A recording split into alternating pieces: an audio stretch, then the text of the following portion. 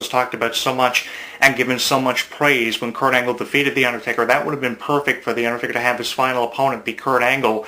In the fall of the WrestleMania 32, here comes Kurt Angle, attacks The Undertaker, costing him the Hell in a Cell match. Shane gains control of Raw, and his first major announcement is WrestleMania 33's main event is say Kurt Angle versus The Undertaker, or even The Undertaker versus Goldberg, which again is a match that has never happened before. So I was kind of really hoping we were going to see the return of a superstar or the debut of a superstar that we had never seen before or hadn't seen in a long time. And I know a lot of people came away from WrestleMania this year really disappointed we didn't see that. Just The Undertaker defeated Shane McMahon in an absolute brawl for supremacy and control of Monday Night Raw. Shane did get control of Monday Night Raw, and The Undertaker maintained his status with WrestleMania because this was supposed to have been The Undertaker's final WrestleMania if he lost to Shane McMahon. And I doubt The Undertaker was going to sit down for Shane McMahon and let him pin him or make him submit in this match because of The Undertaker's status in WWE. There was no way they were going to get away with that, and there was no way The Undertaker was going to consent to lying down for Shane McMahon or allowing Shane McMahon to make him submit in the match, because really that would allow Shane McMahon to make The Undertaker his bitch, which is something The Undertaker didn't want to be remembered for. I mean, out of all the opponents you could have gave The Undertaker this year at WrestleMania, Shane McMahon was the best you had.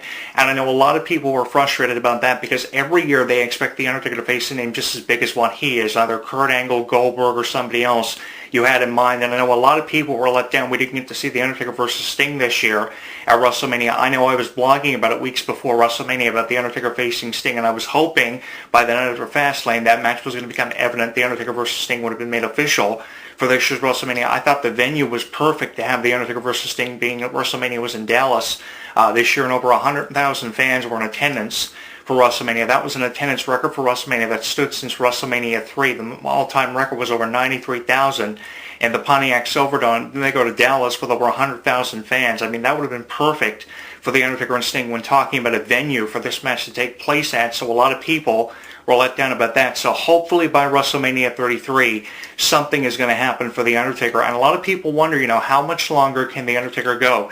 It's believed. I've searched for the answer to this question for a very long time. For the 18 years I've been profiling wrestling, writing columns, and hosting radio shows, and everybody tells me the same thing. It's believed The Undertaker will continue to wrestle until he's physically unable to do it. Harley Race said something really interesting over about 3 or 4 years ago when they were promoting the Undertaker versus Triple H match during the Undertaker streak. He said if luck had anything to do with it, you would have thought luck would have ran out a long time ago. And I agreed and concurred with what Harley Race had to say about that, because really that's true. I mean, if luck had anything to do with the Undertaker performing and seeming invincible every year at WrestleMania, luck would have ran out a long time ago. So it's really had nothing to do with luck. It's just about how much attention The Undertaker generates and how much publicity WWE gets every time The Undertaker headlines a show like WrestleMania. And it seems like The Undertaker performs at his best at WrestleMania, which is why I concur about The Undertaker, wrestling only once or twice a year, because if he only wrestles once or twice a year, that one match he gives us is always a candidate for match of the year, because he wrestles at his best because he's not wrestling full time anymore. And I think that's their way of keeping The Undertaker in top form, because they know The Undertaker is their biggest draw and they don't want to get rid of The Undertaker anytime soon. You almost knew before even seeing the match at WrestleMania the way it was going to go. The Undertaker was going to win that match regardless if nobody interfered on Shane McMahon's behalf, costing The Undertaker the match. So many people believed that Shane McMahon was going to win the match and had a chance of defeating The Undertaker, which was a little bit out there, but even more people believed The Undertaker was going to win the match. So you almost knew what was going to happen before it even happened. And I think that we're just waiting on a big opponent for The Undertaker to have, and they've kind of been trying to find somebody huge for The Undertaker to face. How about The Undertaker versus Brent Kendall, or The Undertaker versus Apollo Crews, or Sami Zayn? So many chances to create for The Undertaker, but again, I think they're just trying to find that big name for The Undertaker to face, and hopefully they will, as time goes on. We'll have bigger opponents for The Undertaker to have. Bray Wyatt and Shane McMahon are just throwing opponents the way of The Undertaker, somewhat as an excuse for The Undertaker to keep coming back for WrestleMania. And I thought after The Undertaker streak ended 2 years ago at WrestleMania, over 2 years ago, at the expense of Brock Lesnar, which caused a lot of frustration on The Undertaker's behalf and WWE's behalf, because he didn't want to lie down for Brock Lesnar, suffering a concussion in that match, which forced The Undertaker to lie down. After 3 F5s, Brock Lesnar ends the streak of The Undertaker. We waited over 20 years, over 2+ decades, to see The Undertaker lose his streak to Brock Lesnar after having defeated 10 world champions in the streak. How Do they get away with that? Somebody explain this to me. I'm going to be writing a column on if we've seen the last of The Undertaker, by the way, too, guys, for In This Corner with Jonathan Clarke. So keep your eyes out for that on my official website, because I've got a lot to say about this issue. I don't think we've seen the last of The Undertaker, especially after losing to Brock Lesnar 2 years ago. Matches with Bray Wyatt and Shane McMahon. This is not the way for The Undertaker to end his career. A lot of people feel Kane should be the guy to end The Undertaker's career at WrestleMania. A lot of people believe it should be Roman Reigns. So many different scenarios being thrown our way, but only The Undertaker at the end of the day knows how his career is going to end, how he wants his career to end, and how it's going to go, who's going to have that honor of putting The Undertaker out of his misery, so to say, with no disrespect being thrown the way of The Undertaker. Only The Undertaker knows how this is going to go, and we're just trying to decipher, kind of trying to draw our own conclusion about The Undertaker. And I hate having to draw conclusions, because sometimes conclusions are very far off from what it actually is. So I really hate having to draw conclusions, and that's really what we're doing here with The Undertaker. We are drawing our own conclusions. We are somewhat jumping the gun and jumping over the fence of what's going to happen here for The Undertaker, and we could be a long way away from having seen the last of The Undertaker, because I believe that we have not seen the last of The Undertaker, especially with that match between The Undertaker and Sting still looming over our heads. Yeah, Sting may have been forced to retire because of a neck injury, but who's to say that's not kayfabing what's actually going on behind closed doors? Who's to say that Sting is just trying to play up the whole idea of having his neck broken to kayfabe something bigger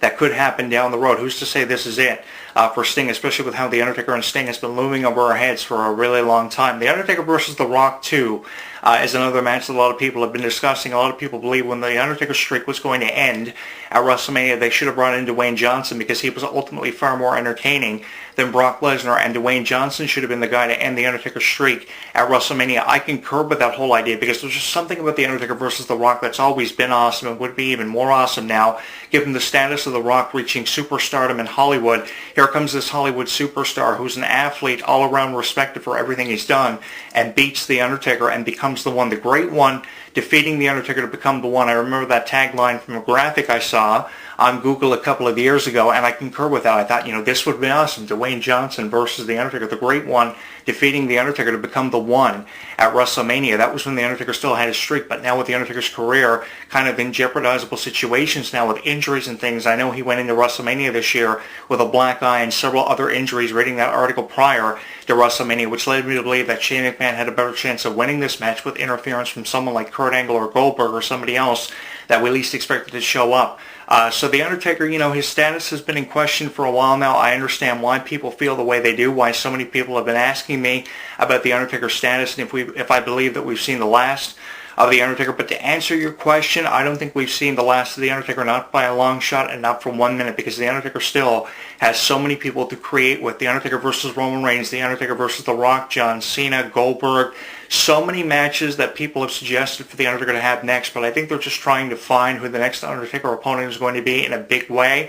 And I think next year at WrestleMania 33, that's when we're going to see the first major opponent for The Undertaker surface in what's been a really long time. It's going to be a real surprise next year who The Undertaker is going to face, with suggestions just kind of being up in the air and us just trying to draw our own conclusions. And I just mentioned how I hate drawing conclusions when it comes to legends like The Undertaker, who without a doubt is a future Hall of Famer. And if he doesn't go in the Hall of Fame, then it's going to be a miscarriage of justice, in the words of Gorilla Monsoon, because if there ever was somebody who the Hall of Fame was built for, it obviously is The Undertaker. And because the Hall of Fame was built for someone like The Undertaker to go in within the next 4 or 5 years, the thing is, we have not seen the last of The Undertaker, because he has to have that one definitive match, regardless if it's against Roman Reigns, Sting, somebody else you least expect.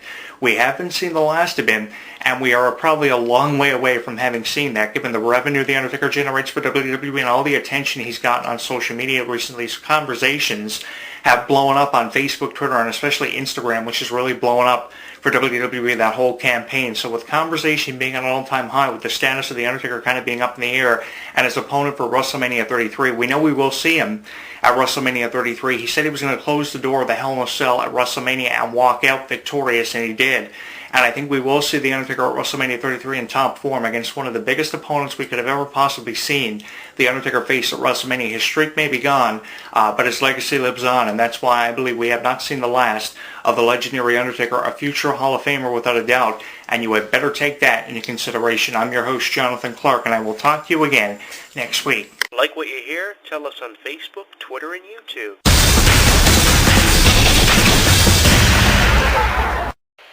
Sierra Hotel. India. Echo. Lima. Delta.